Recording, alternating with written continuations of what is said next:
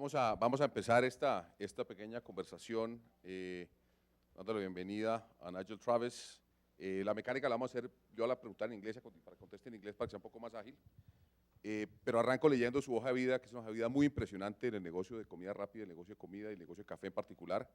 Nigel Travis, welcome. Nigel is a very good friend of Colombia, a very good friend of myself, a very good friend of the Federation. I mean, he's a great person in the coffee world, a great leader in the coffee world.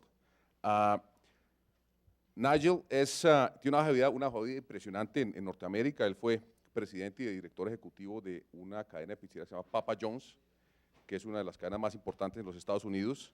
Fue presidente y director de operaciones de la cadena Blockbuster, la cadena de videos.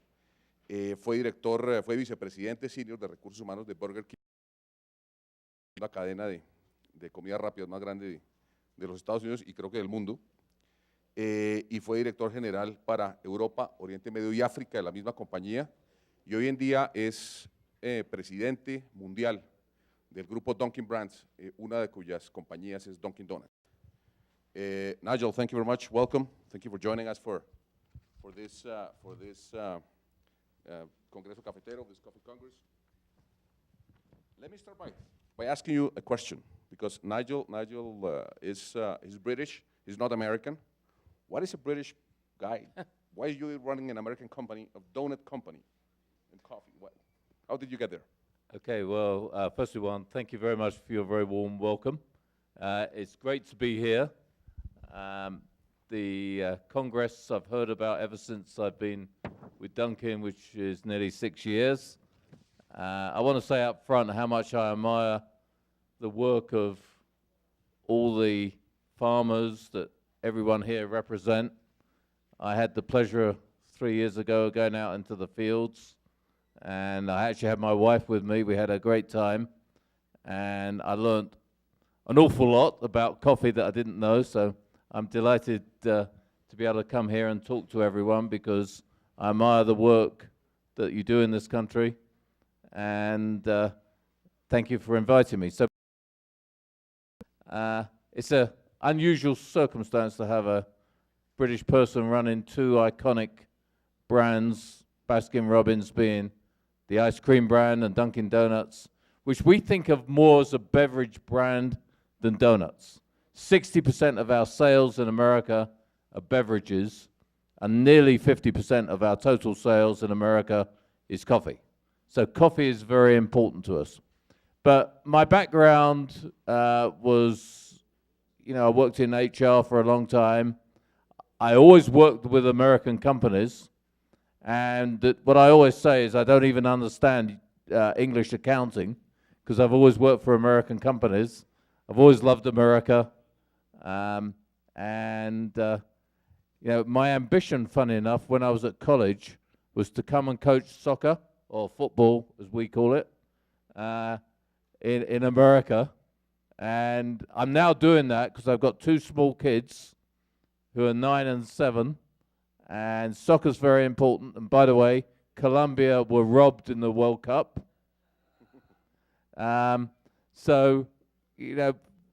Living in America, I was fortunate. I came here once with Burger King, and then came back with Blockbuster. So I'm an American as well as a Brit now, and I'm excited, and I have the best job in America. Thank you, Nigel. I can promise you one thing. Before you leave, we're going to make sure that you Rodriguez t-shirts. Oh, thank you. Yeah, that'd be great. In fact, it's interesting that my son and all his friends go to school every day in America in a different soccer shirt. That's good. That's good to hear. Nigel, I have a first question for you. I mean, how is Dunkin' Donuts today globally? I mean, how many stores do you have? What are your growth expectations? How many cups do you sell? I mean, how many cups of coffee? International development and growth.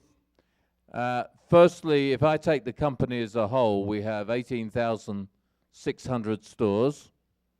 That's globally, and that's both brands. If you look at Dunkin' Donuts only, I think we have just over 11,000 stores. The two brands were in 53 countries. And the video you saw, by the way, that was a good idea. The video was a good idea. You got some idea of where we are, but we think the opportunity to grow with Dunkin' Donuts around the world has not really been capitalized on. We've had a little bit of a patchy history, but we're now getting into a steady path. If I look at where we're strong in Southeast Asia, we're strong in Korea, we're strong, obviously, in Colombia, but the rest of the world, we've got huge opportunity that we're now beginning to capitalize on. I'll give you some examples. Sorry, one market I missed, a very big coffee market is Saudi Arabia. Saudi Arabia, we think, is, in fact, the second biggest market we have after the US in terms of selling coffee. And it's interesting, the Saudi Arabian people go to the restaurant, there's no alcohol, so there's nothing to compete, and they drink huge pots of coffee. So Middle East is important to us. But going forward, an area we've not really capitalized on is Europe. And today, we opened in Sweden, in Stockholm. And apparently there were lines around the street this morning, so that's, 6 hours ahead of us, so they're well into the afternoon now. We opened in Austria 2 weeks ago.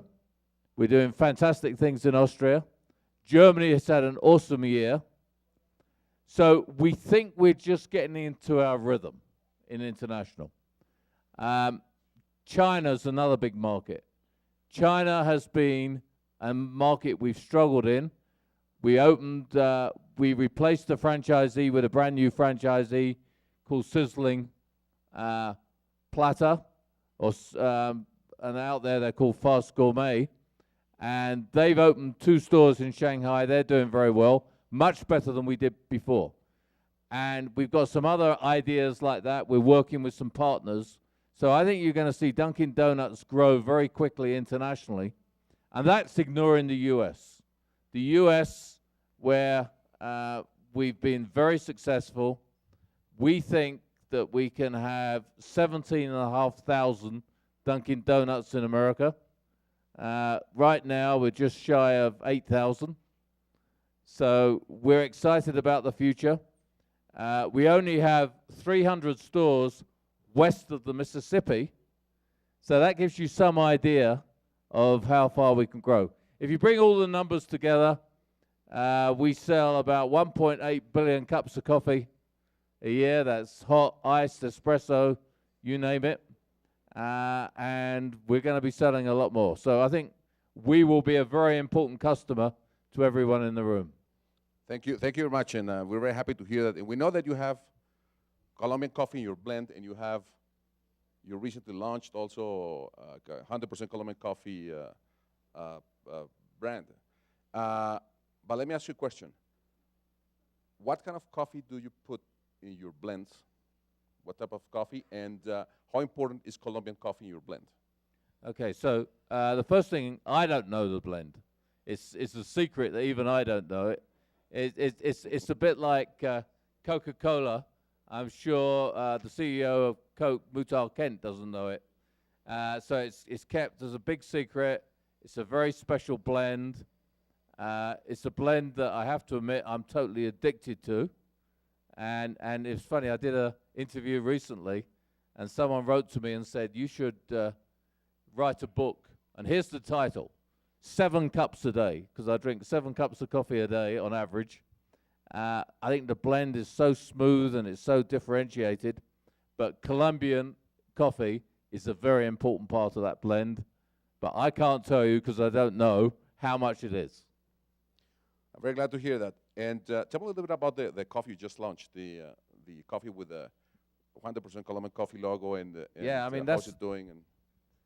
And that's the Rainforest Alliance certified coffee, 100% Colombian. We're selling it as bags, just like that, in our US stores. It's doing quite well. I think it could do better, and I blame us a little bit for that, but it's doing quite well. But I think this is the first origin we've launched. So I'd like to think that everyone here is pleased that the first one is Colombian.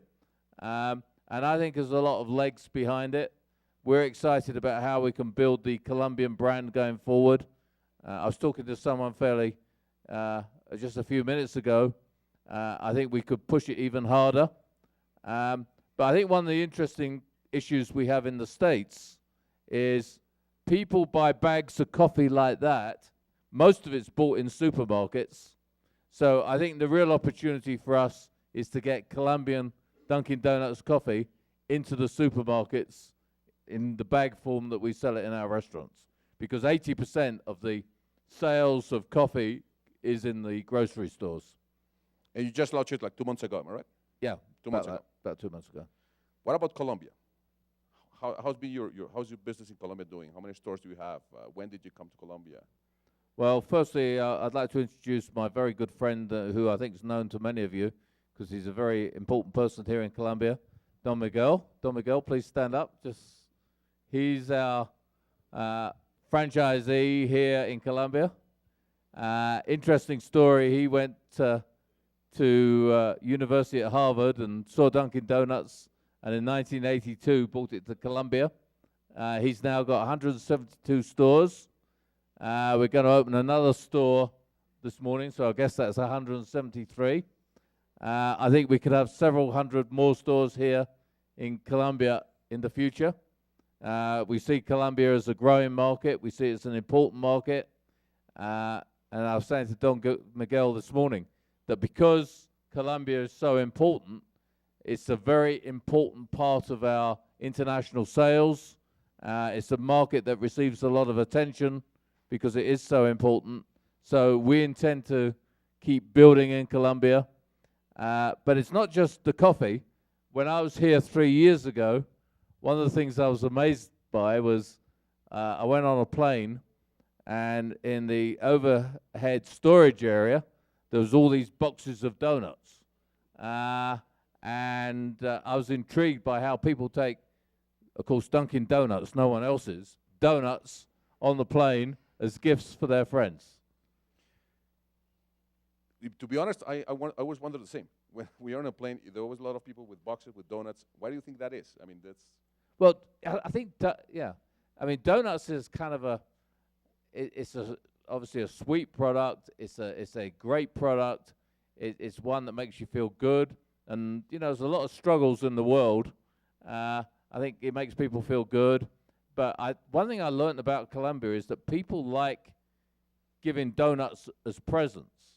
And it may be an opportunity that we've not capitalized on elsewhere. But it was interesting. I was on vacation last year in Portugal, and they sell donuts on the beach in Portugal.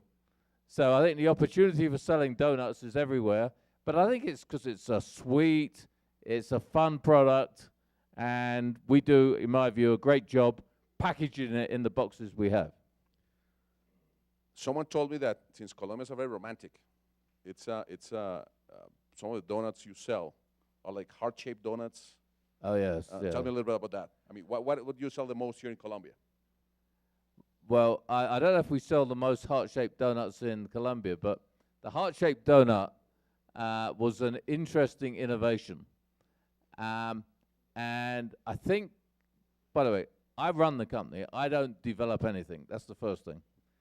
But I think I had something to do with the heart-shaped donut because it was also associated with the royal wedding in England when Prince William married Kate.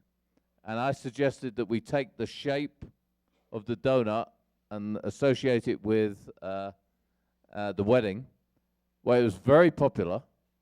And now we started using it on Valentine's Day. And donuts are very flexible. I mean, you can do different shapes, you can do different colors, and it was interesting, in the World Cup, just about every country had the colors of their soccer team on the donuts. But we are very, very pleased with the heart-shaped donut. It will come back every Valentine's Day, and it'll also come back, I think, when we have more royal children in England. But people like the topical nature. Well, whether anyone gets romantic over donuts, I'm not so sure, but I guess that could happen. Let me go back to coffee, Nigel. In all this, since you have all this growth all over the world, and we know from experience, we don't know the blend, but we know the Colombian coffee is a very important part of your blend from the sales that we see. Also, you have the new Colombian recently launched 100% Colombian coffee. What's next for this? You're selling this coffee in your stores in the U.S. What's next for this coffee? How do you intend to expand, to grow it, to sell this in other countries? What are your plans for this specific blend? Well, I mean, I think I said earlier that I'd like to get the Colombian coffee into the supermarkets, which we do through a very good arrangement we have with Smuckers, who I think are also very good customers of people here. We have a great relationship with them. So I think that's a big initiative. I think we can also look at taking Colombian coffee into some other countries and seeing how that works, because unlike some of our competitors, we haven't traditionally pushed origins. I think that's an opportunity for us, particularly as coffee is such an important part of our business. But I think, we could come up, and there's no firm plans, but we could come up with all kinds of ideas. Like we could have a Colombian special iced coffee. I mean, I think iced coffee is really the future. If we look at our sales in America, one of the things that pleases our franchisees, and by the way, our franchisees are no different from the farmers. They're basically small business people who are very keen on being profitable, as I'm sure the farmers are here. We do everything we can to support that profitability. And one thing they love about iced coffee is the profitability in iced coffee is higher because you can charge more for it. And it works very well because the demographic group called millennials are very much into iced coffee. And iced coffee seems to be very much a young person's drink. Iced coffee in the States at the moment is going fantastically. Our sales of iced coffee are going over double digit on a per store basis. That's great for franchise profitability. And I think a Colombian iced coffee is an interesting idea. I'm very glad to hear that too, but let me ask you another question. You mentioned the millennials, which are the population, basically 18 to 34 mostly, and they also give a big importance to sustainability. And you have this 100% Colombian coffee also be a Rainforest Alliance coffee, so it's a sustainable coffee. What role does sustainability play in your company, and why do we have 100% Colombian coffee, which is also Rainforest Alliance coffee? So you're connecting the origin Colombia with sustainability, which is basically what the coffee growers of Colombia stand for. So how do you make that connection, and how is it working?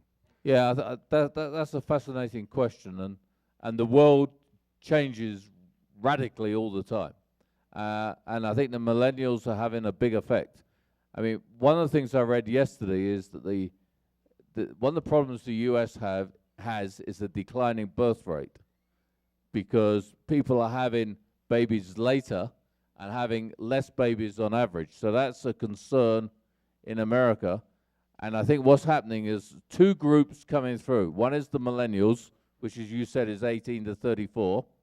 And then there's another group that come behind them called the digital natives. Now, you don't hear a lot about digital natives, but they're basically the kids who are now probably 5 to 18. And I've got two of them. So what's important to them is, obviously, they, even more than the millennials, they were brought up in a digital age. I mean, remember, I started working, and I'll be 65 next week. I had a situation where you wrote something out, you gave it to a secretary, and she typed it. These days, my office is my briefcase that's back there, because everything is done digitally. So the whole world has changed. But what comes out of that is, I think everyone is much faster. Everyone is much more demanding. You know, they don't have patience for poor service. And to your point, they don't have patience for not understanding that the world's environment is under pressure. And whether you believe all the research or not on climate change, this group believes it. And sustainability is very important to them. So I think, you know, I get letters every week about how workers are treated all around the world, from China to Latin America. So the Rainforest Alliance certified coffee is very important. Another thing we're looking at is our cup. Our cup is an iconic styrofoam cup. We now have in development a polystyrene cup that is totally recyclable. So I think the groups that are really worried about this are millennials, digital natives, and one more group. There's a large number of pressure groups around the world who pressure companies like ours about how products are grown. They're concerned about water. They're concerned about how workers are treated. They buy shares in companies like ours. They turn up at annual meetings. They give speeches. And I think we have a good record of responding in a positive and constructive way to their requests. So I think, to answer your question, it's a very important part of our marketing approach going forward. And it will become even more important as these groups become older. How important is quality to your company? Coffee quality. I mean, you know, you have the Arabica, you have a higher quality beans, but how important is quality? What are your quality controls? I mean, why do you have this very special blend that everybody is kind of a benchmark in the market? I think the first thing I say is, you know, we're a beverage and food company, and what we do can kill people. People have eaten food in our industry and have been killed by unsafe situations. So we take food safety is our priority number one. That goes before anything else, because we have consumers. You know, as I said, we sell 1.8 billion cups of coffee around the world, 2.3 billion donuts and munchkins, etc., etc. And we have all these stores, so food safety is goal number one. It goes before anything else, and we spend a lot of money on food safety, and we spend money in terms of food safety at our restaurants, at our suppliers, and CMLs, which are the manufacturing locations that make things like donuts. So it is absolutely critical.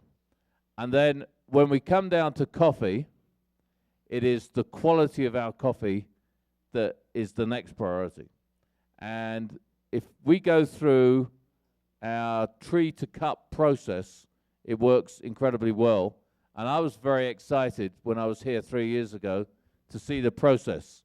I went out in the fields, and I still show people the video of my wife and I and Don Miguel out in the fields in Colombia. We then went and saw our laboratory that's here in Bogota and how we test the products. And it was important for me to see how we choose the highest possible quality product. And then obviously it goes through the whole roasting process, the whole transportation process, where it ties in to our quality controls as part of our food safety approach. And then at restaurant, we focus very much on the quality of the machines we use. All our coffee is brewed and held for a maximum of 18 minutes. Now, fortunately, we don't throw much away because we sell so much of it. And if you go into a Dunkin' Donuts restaurant in one of our restaurants in the States, you see the drive-through working really hard, and 70% of our sales go through the drive-through. And also inside the store, So 18 minutes is actually a time that very rarely gets hit because so much coffee is continuing to go through. But it's the whole process from when the coffee is grown in the fields all the way through all our testing and the research, and we do an awful lot of cupping and testing all the way through to make sure the coffee can make part of that blend. We also do all the same testing for bags of coffee, and a huge trend in, I think, Europe and in America is the capsules, whichever type of capsule. We have a very good relationship with Green Mountain, and we have K-Cups that we sell in our stores. That's been very successful, but that goes through the same testing process. So apart from food safety, nothing is more important than the quality and the support we put in making sure the blend is the same and consistent and a high quality everywhere in the world.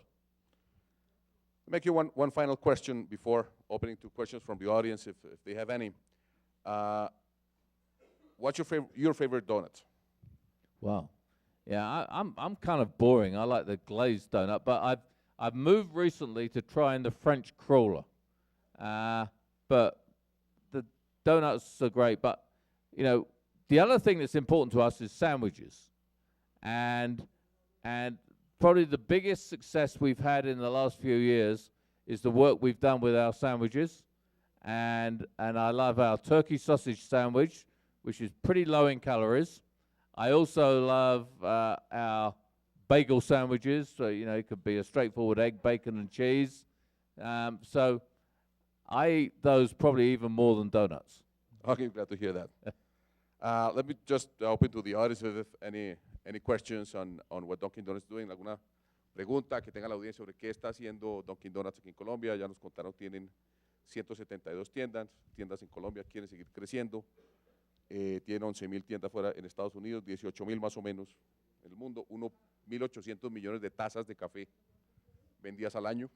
Eso es un montón de café. No sé si alguien tiene alguna pregunta, alguna duda. Dunkin' Donuts obviamente es un comprador importante del origen Colombia en materia de café. Y nos pareció muy interesante traerlo porque tiene el negocio de comida y el negocio de café en la casa y la combinación de la comida de algo tan popular como las donuts en Estados Unidos, que todo el mundo se las come. Bueno, y aquí también, a mí personalmente me encantan, y se nota, creo. Entonces, y el café, que obviamente es muy popular. Ellos tienen la mezcla de ellos, que ellos no revelan qué es tan popular que en el mercado, digamos, hay una mezcla del Dunkin Type, y el Dunkin Type viene de la mezcla de ellos. Entonces es muy interesante ver cómo ellos van creciendo su compañía, cómo han ido creciendo. Nigel es el presidente de la compañía desde hace pocos años, pero su gran experiencia viene digamos, en la expansión de grandes cadenas. Entonces lo que se espera ver de Dunkin' Donuts en el futuro, y tiene, digamos, unos accionistas que le están inyectando gran capital a esta compañía, es una gran expansión, un gran crecimiento de su negocio, que antes era, digamos, la publicidad, cuando uno la mira. I'm going to make this a final question to you. Advertising, when we saw it before, used to be on the donuts. Now it's on the coffee.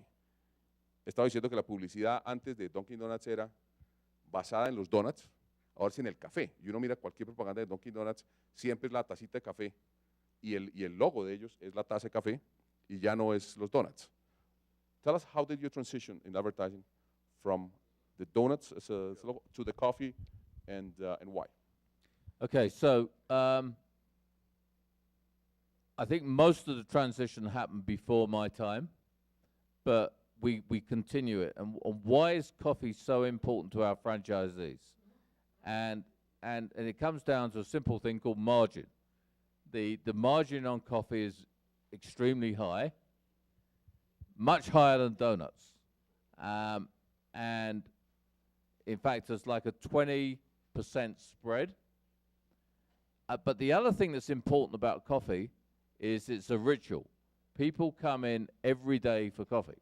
Now, we have many customers who come in not only once a day, several times a day for their coffee. So our advertising over time has migrated from donuts. In fact, to be honest, in the States, we do hardly any donut advertising. It's mostly beverages and sandwiches. And that's driven firstly for margin reasons, secondly because it's ritualistic, and in the coffee, what we try and do is explain the different types of coffee we have. And as I said earlier, we put an enormous focus on iced coffee. And one of the things that worked very well last year and this year is we utilized, and you saw it in the video, what the flavors of Baskin-Robbins in our iced coffee. Spectacular success. Absolutely spectacular.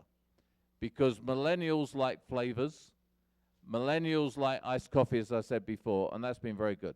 So we spend a lot of money on TV. We spend a lot of money on POP in the store, which works very well. That's point of purchase. We increasingly are spending more money on digital. So it's everything from social media to emails.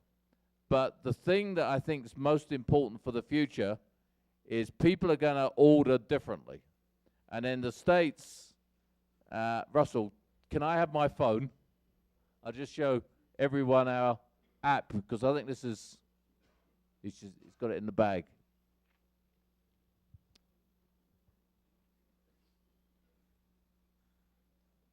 Thank you.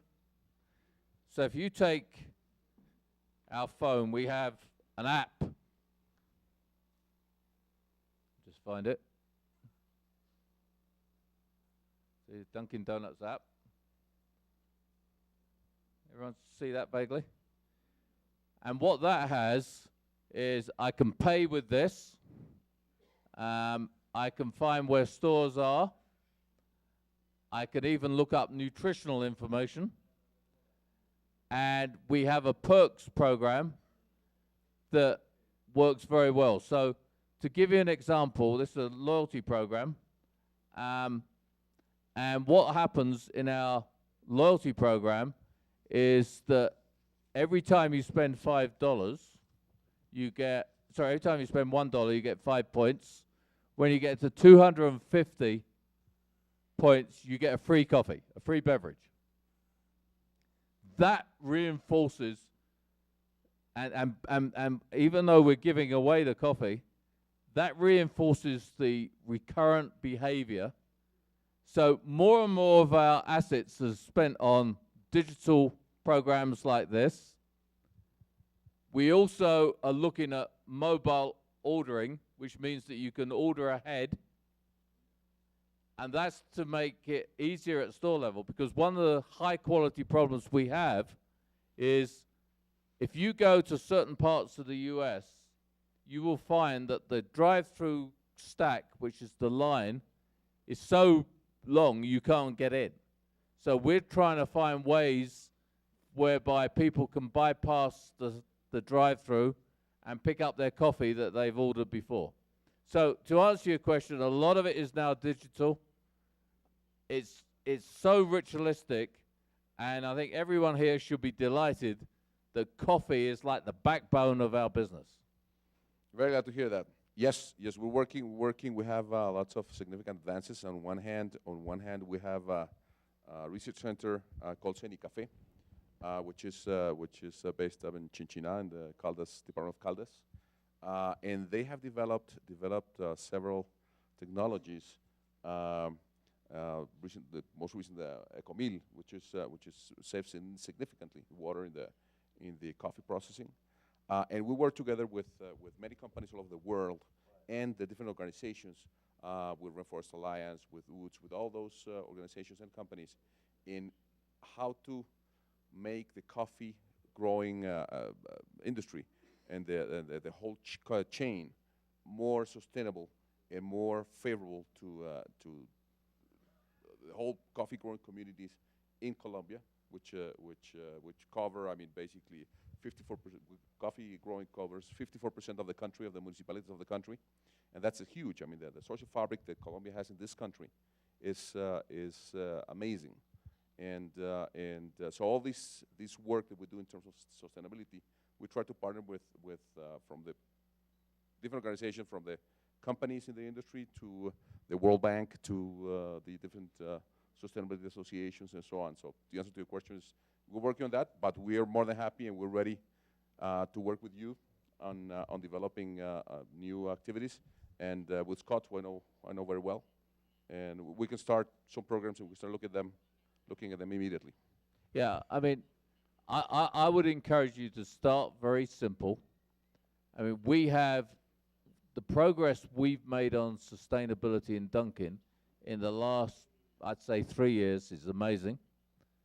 But I think if you stay focused, you can make progress fairly quickly. I mean, we've gone from nowhere on a new cup to having a totally recyclable cup in probably 2 years. But it's meant working with the manufacturers. So I think this could be a very exciting area because the future consumers, as you've all said in your question earlier, is they are going to be very concerned about this.